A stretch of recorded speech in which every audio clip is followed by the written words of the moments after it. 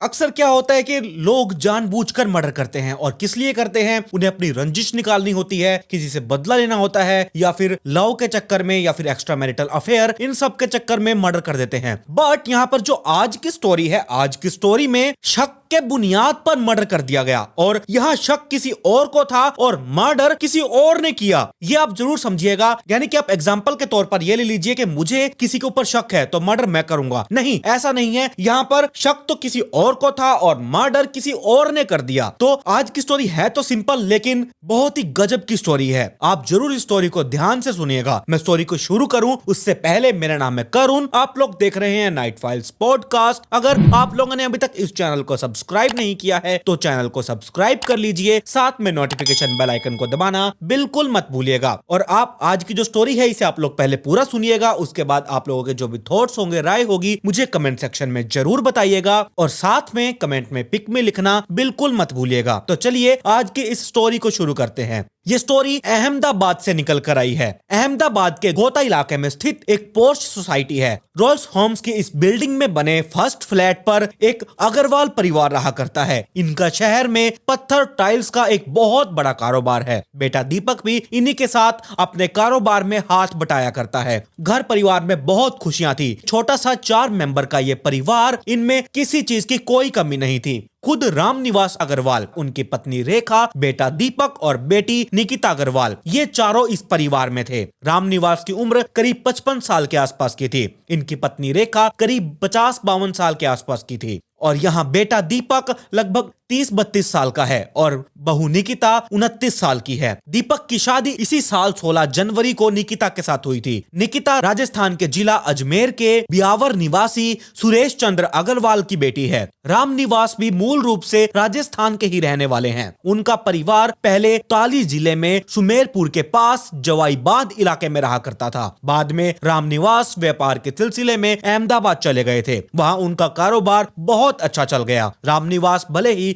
गुजरात में बस चुके थे, लेकिन राजस्थान की मिट्टी से उनका मोह कभी छूटा ही नहीं था। इसीलिए जब बेटे दीपक के लिए राजस्थान की एक लड़की निकिता अग्रवाल का रिश्ता आया तो इन्होंने घर परिवार देखकर हाँ कर दी थी। वैसे भी ब्यावर के रहने वाले सुरेश चंद्र अग्रवाल बिल्कुल ही सिंपल फैमिली से थे और इनका कारोबार भी बहुत अच्छा चल रहा था। पैसे की इनके पास कोई कमी नहीं थी और यहाँ निकिता में भी कोई कमी नहीं थी। दीपक और निकिता की शादी यहाँ तय कर दी गई और कुछ ही टाइम में इन दोनों की शादी भी कर दी गई। शादी में सुरेश चंद्र अग्रवाल ने दिल खोलकर पैसा खर्च किया था। किसी भी बात की इन्होंने कमी नहीं छोड़ी थी। पत्नी के रूप में सुंदर और पढ़ी लिखी निकिता अग्रवाल को पाकर दीपक भी एकदम निहाल हो चुका था। दीपक भी दिखने में बहुत अच्छा था और यहाँ पति के रूप में दीपक को पाकर निकिता खुद पर गर्व करती थी। दोनों का दाम्पत्य जीवन उसी से चलने लगा था। निकिता के भले ही शादी यहाँ हो चुकी थी, लेकिन अपने मायके से उसका मोह छूटा ही नहीं था। वो पेहर जाया करती थी तो 20 दिन महीना लगाकर आया करती थी। हालांकि इस बीच मार्च में लॉकडाउन लग चुका था। लॉकडाउन के दौरान निकिता को करीब 3-4 महीने पीहर में ही गुजारने पड़े थे। उसका कहना यह था कि ट्रेन और बसेस बंद होने तथा एक से दूसरे राज्य में लोगों की आवाजाही पर रोक होने से वो अहमदाबाद नहीं जा सकती थी। बहू निकिता के ज्यादा टाइम पीहर में रहने से सास रेखा बहन को कोई सुख नहीं मिल पा रहा था। वैसे तो घर में काम काज के लिए नौकरानी आया करती थी, लेकिन फिर भी रेखा यहाँ पर यह चाहती थी कि कोई उसकी भी देखभाल करने वाला हो, बहू उसके कामकाज में हाथ बटाए। इसी बात को लेकर रेखा और निकिता में कई बार खटपट भी हो चुके थे। दहेज को लेकर भी रेखा उसे ताने मारा करती थी और उसके कामकाज में कमियां निकाला करती थी। वैसे भी आमतौर पर बढ़ती उम्र के लिहाज से हर महिला ये चाहती है कि जैसे उसने घर को संवारा है वैसे ही बहू भी इस घर परिवार की जिम्मेदारी को संभाले। लेकिन निकिता शादी के बाद आधे से ज्यादा टाइम पेहर अपने मायके ही रह रही थी। ऐसी हालत में रेखा को अपने घर में ही सारा कामकाज वगैरह ये सारा कुछ देखना पड़ता था। इसी पर अपने पति की जिम्मेदारी थी और बेटे की भी। इसी बीच अक्टूबर के महीने में निकिता के दादा का निधन हो चुका था।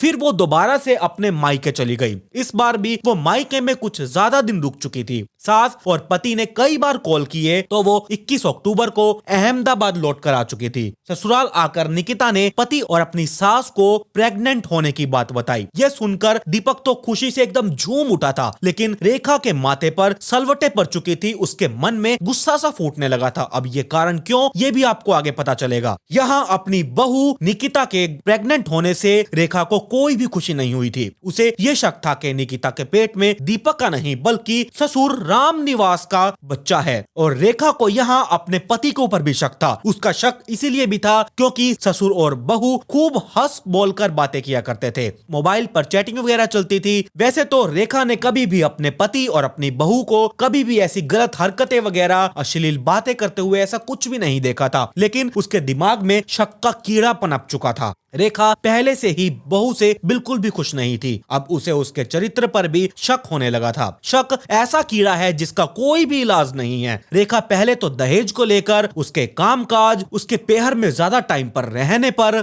ऐतराज उठाया करती थी, और अब उसके वो चरित्र पर भी उंगली उठाने लगी थी। इससे सास बहू के झगड़े लगातार बढ़ते जा रहे थे। रेखा को जब भी मौका मिला करता था वो निकिता को ताना मारने से कभी भी नहीं चूकती थी। हर रोज 2-4 बार किसी न किसी बात पर रेखा और निकिता में कहासुनी हो जाया करती थी। रेखा बहू की शिकायत अपने बेटे और अपने पति से करती तो वो हंसकर टाल दिया करते थे। इस बीच रामनिवास कोरोना से संक्रमित यानी कि पॉजिटिव हो चुके थे। उन्हें 24 अक्टूबर को पास ही के हॉस्पिटल में एडमिट करवा दिया गया। पति के कोरोना के पॉजिटिव होने से रेखा एकदम चिड़चिड़ी हो चुकी थी। इसीलिए 27 अक्टूबर की रात को 8 बजे की बात है, घर में सिर्फ रेखा और निकिता ही थी। दीपक अपने ऑफिस गया हुआ था। रेखा उस टाइम पर रसोई में रात के खाने की तैयारी कर रही थी। इसी टाइम पर रेखा अपनी बहू को ताने मारने लगी। रेखा के हाथ में लोहे का एक पाइप था। वो उस पाइप को निकिता के पेट पर घिसाकर उसे अंदर दबाकर ये कहने लगी कि तेरे पेट में जो बच्चा है ये मेरे बेटे का नहीं बल्कि मेरे पति का है। सास के मुंह से ऐसी बातें सुनकर निकिता को बहुत गुस्सा आया। ऑब्वियसली अगर कोई भी लड़की अपनी सास के मुंह से ये सारी बातें सुनेगी उससे गुस्सा बिल्कुल आएगा, ये बनता है। उसने उसी टाइम पर जब उसे गुस्सा आया तो निकिता ने अपनी सास रेखा के हाथ से वो लोहे की पाइप खींची और उसे छीनकर बिना सोचे समझे उसके सर पर दे मारी। 50-52 साल की रेखा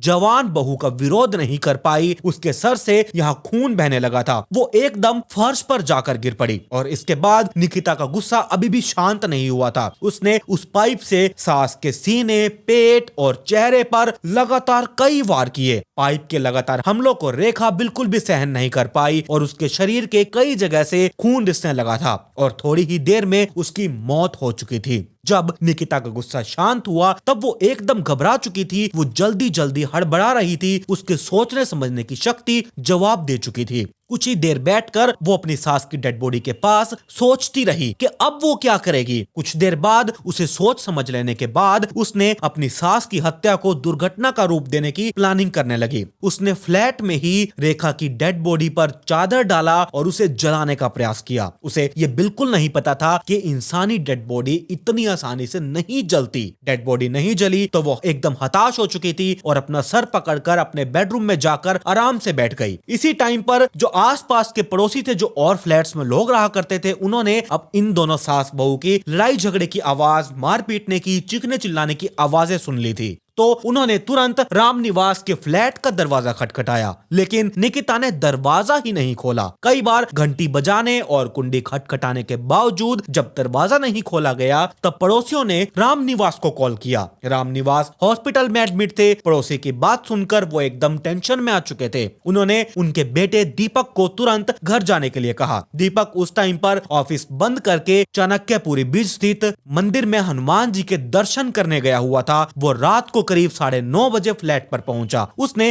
फ्लैट की जब डोरबेल बजाई तब निकिता ने गेट ही नहीं खोला। उसने गेट की कुंडी भी खटखटाई लेकिन फिर भी दरवाजा ही नहीं खुला। तब उसने माँ और बीवी के मोबाइल पर कॉल की लेकिन दोनों ने ही फोन ही नहीं उठाया। उसे लगा कि निकिता ने माँ से झगड़े के बाद गेट बंद कर लिया होगा और अब वो गुस्से में गेट नहीं खोल रही है। थक हार कर उसने पड़ोसियों के सीढ़ी के रास्ते अपने फ्लैट में जाने की कोशिश की लेकिन उसे कामयाबी ही नहीं मिल पाई। बाद में उसने पड़ोसियों से सीढ़ी का इंतजाम करवाया और वो सीढ़ी लाई गई। उस सीढ़ी पर चढ़कर वो सीढ़ी के रास्ते अपने फ्लैट पर पहुंचा। उसकी माँ का कमरा बंद था। उसने जब वो कमरा खोला तो माँ की खून से लथपथ और जले डेड बॉडी को देखकर वो एकदम सहम चुका था। माँ की डेड बॉडी के पास ही खून से सना हुआ लोहे का एक पाइप पड़ा हुआ था। निकिता अपने बेडरूम में चुपचाप बैठी हुई थी। उसने उससे जब पूछा कि ये सब क्या और कैसे हुआ, तब निकिता ने दीपक को ये बताया मम्मी जी ने पहले उससे लड़ाई झगड़ा किया, फिर वो अपने कमरे में चली गई। दीपक को निकिता की ये बातें गले से नीचे नहीं उतर रही थी, क्योंकि अगर रेखा ने खुद ऐसा किया होगा तो उसकी डेड बॉडी को किसने जलाया, ये मानने वाली बात है। दीपक ने निकिता से ये पूछा कि घर में कोई और शख्स आया था क्या, तो निकिता ने साफ इनकार कर दिया। तो दीपक ने रात को ही फोन नंबर 108 पर एम्बुलेंस को कॉल किया। एम्बुलेंस के साथ आए डॉक्टर और चिकित्सक कर्मियों ने रेखा की जांच पड़ताल करके उसे मृत घोषित कर दिया। इसके बाद दीपक ने पुलिस वालों को कॉल किया। पुलिस वाले उसके फ्लैट पर पहुंचे। पुलिस वालों ने जब दीपक से पूछताछ की, दीपक के पिता का फोन आने से लेकर सीढ़ियों के रास्ते फ्लैट में चढ़ने और मां की डेड बॉडी पड़े होने की ये सारी बातें बता दी। पुलिस वालों ने जब निकिता से पूछताछ की तब उसने वही बातें पुलिस वालों को बताई जो उसने दीपक को बातें बताई थी। मौके की हालात को देखकर पुलिस वालों को भी निकिता की कहानी पर विश्वास ही नहीं हो रहा था। रात यहाँ ज्यादा हो चुकी थी, फिर भी पुलिस वालों ने रात को ही घर के बाहर लगे सीसीटीवी कैमरास की फुटेजेस देखी। फुटेज में इस बात के कोई सबूत नहीं मिले कि दीपक के फ्लैट में बाहर से कोई आदमी आया था। पुलिस वालों ने एक पंचनामा तैयार किया और इस डेड बॉडी को पोस्टमार्टम के लिए हॉस्पिटल भिजवा दिया। ये केस बहुत संदिग्ध हो चुका था, इसीलिए निकिता से पूछताछ बहुत जरूरी थी। पुलिस वाले उसे पुलिस स्टेशन लेकर गए। दीपक की शिकायत पर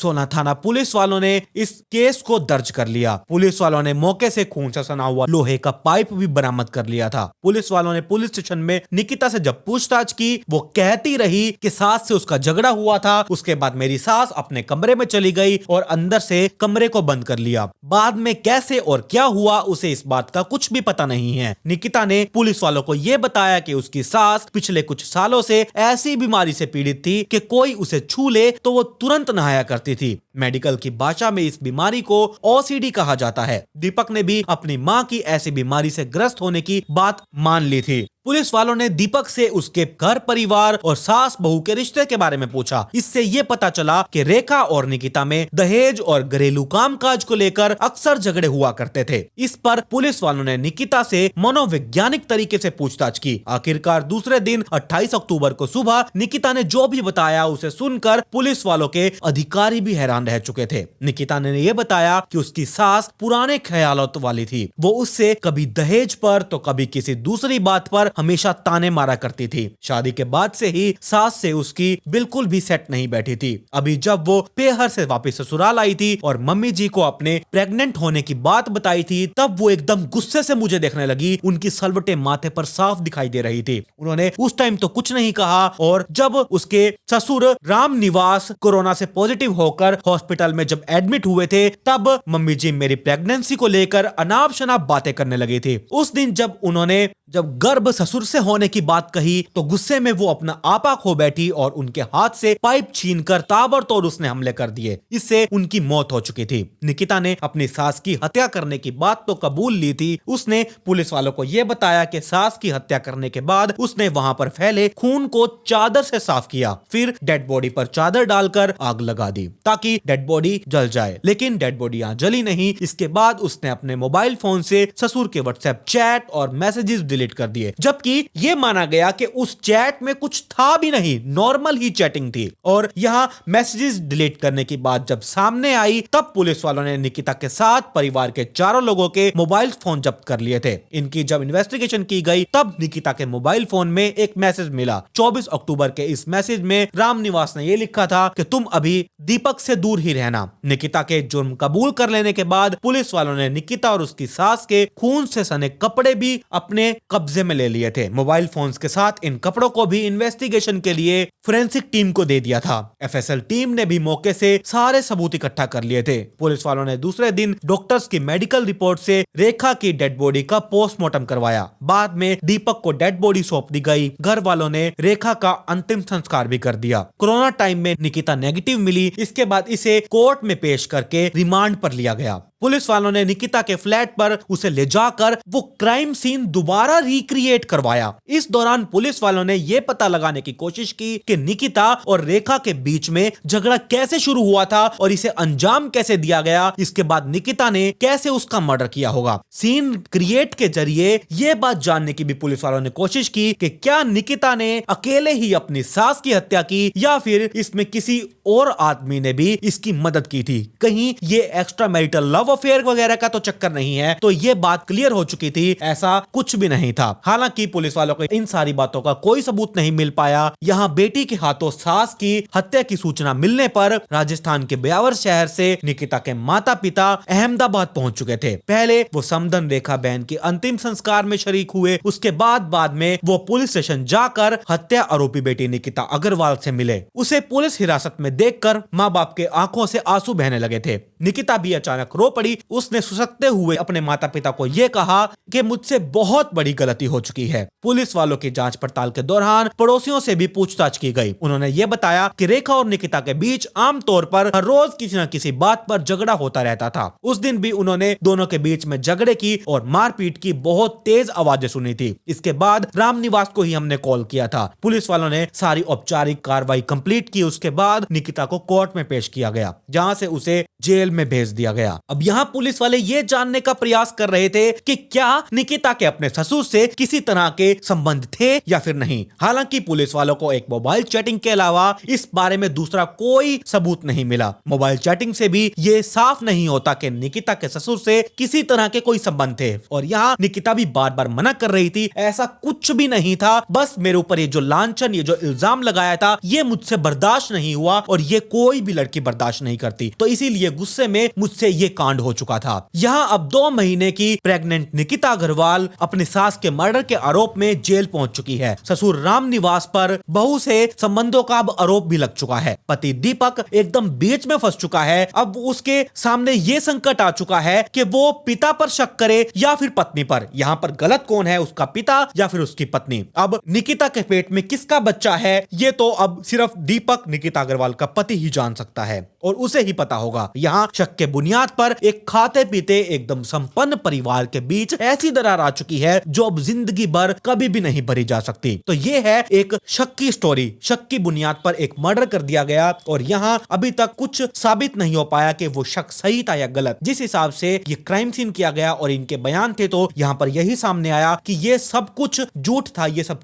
कुछ एक शक था और शक ही रह चुका है। तो ये थी पूरी स्टोरी निकिता अग्रवाल की। आप बताइए आप लोगों को ये स्टोरी कैसी लगी? क्या आप लोगों ने पहले कभी इस स्टोरी के बारे में सुना है या फिर नहीं? मुझे कमेंट सेक्शन में जरूर बताइएगा। और अगर आज आप इस नाइट फाइल्स पॉडकास्ट चैनल पर पहली बार आए हैं तो चैनल को जरूर सब्सक्राइब कर लीजिए। साथ में नोटिफिकेशन बेल आइकन को दबाना बिल्कुल मत भूलिएगा। मेरी इंस्टाग्राम आईडी आप लोगों की स्क्रीन के ऊपर है, इसका लिंक नीचे डिस्क्रिप्शन में भी दिया हुआ है। जाइए और जल्दी से इंस्टाग्राम आईडी को फॉलो कर लीजिए। खैर, पिछली वीडियो का शाउट आउट भारत 560 माझी को कमेंट पिक में to get a shout out in next video. मिलते हैं ऐसी ही एक और चौंका देने वाली इंटरेस्टिंग स्टोरी के साथ।